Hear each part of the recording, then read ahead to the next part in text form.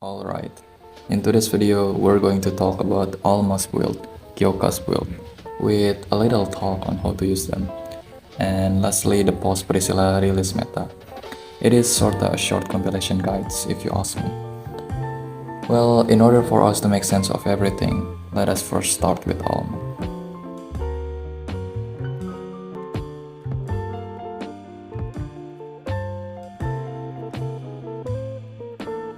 Alma is not your ordinary healer. Strictly speaking, she is made solely for PvP. The reason being is that her S3 has a really long cooldown at 5 turns, and also it got a fixed heal at 20% of their HP. So yeah, thanks to that you can use her as a solo healer in your team. Now, the main point of Alma S3 will be on her revive all dead allies. The immunity buff and the class specific buff will just be a nice addition to it. One thing I want you to keep in mind is that Alma S3 fixed heal will synergize really well with Kyouka's S3. But for now, let's move to Alma's S2.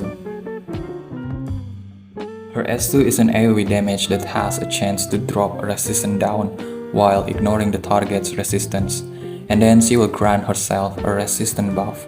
The important part about her S2 will be the passive, where she will increase her own action point by a certain percent per dead ally. Lastly, her S1 or her basic attack.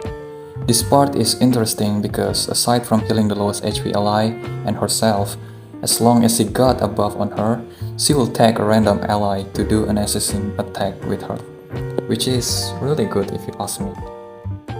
Like, imagine if you launch an assassin attack with someone like Rella or Isabel, or like any units that has a really good effect on their S1.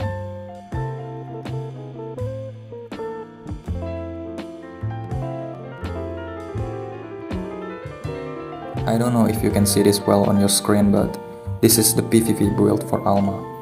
We got a really tanky Alma here. Like, as you can see, we got a 29k HP as well as 3.2k def.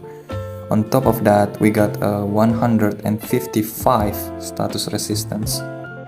Why high status resistance, you might ask? It is to counter Hokuto.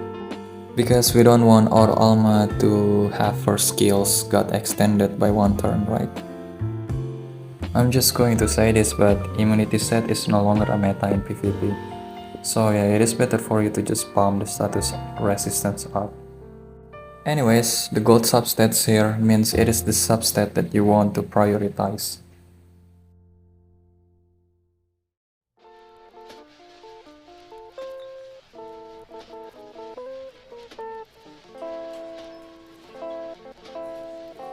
I think I don't have to explain much about Kyouka because I believe some of you have been using her as a punching bag in arena.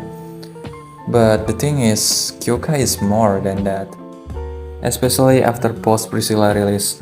But first, let me lay like the general idea on how this thing going to work. The first thing is, as you might already know, Kyouka S2 will split a certain percent of damage allies taken to herself. Now, it doesn't matter how much HP or def she has, if you pair her with like a full of squishy units, she will die. No matter what, she will die. But the thing is, we're going to use Alma and Priscilla in this team. So the way we use Kyouka here is still pretty much the same, except we're going to use her more than for just her S2. Next, as you can see here, Kyouka S3 is an AoE damage, in which her damage scaling will scale even further with the more HP she lost. You already get where this is going, right? But if you don't get it, then let me explain.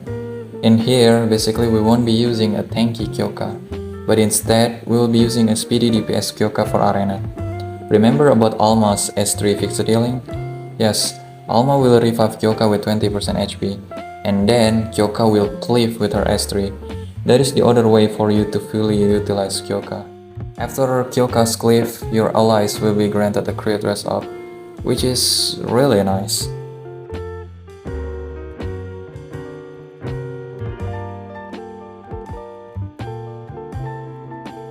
Okay, so basically this is the DPS build I'm talking about.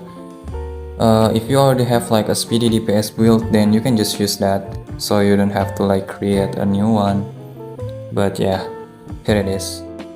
We've got 5.4k attack here, 249 speed, 258% crit damage, and lastly 96% crit. And as usual, the gold substats is the substat that you want to prioritize.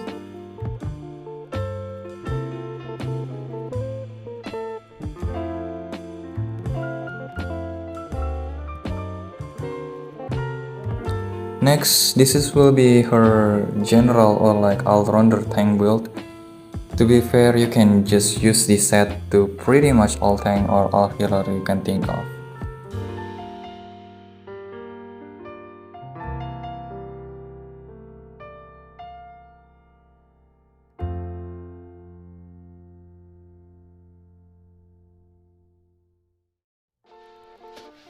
There is nothing much we want to talk about Priscilla here. Basically, we just want to benefit her S2 as much as possible for the damage mitigation. One thing for you to note is that only the strongest damage mitigation applies here. Her S2 got a certain percent of AoE damage reduction as the base, but she will reduce even more damage taken if her allies got hit by an AoE damage penetration. Next, if she got hit by an AoE damage penetration, then she will counter-attack all of the enemies and drop an attack down to them for 2 turns. So yeah, we want Priscilla to survive in the arena as long as possible, which brings us into her build.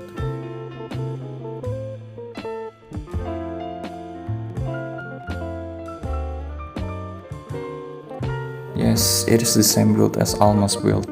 We want to use double counter engine and a status resistance set for her, with of course as much SP and as much defense, as well as high as possible status resistance for her. As for the PvE or all-rounder build for Priscilla, you can use the same Kyouka's general build on her, speed plus status resistance set, prioritizing HP and speed of course.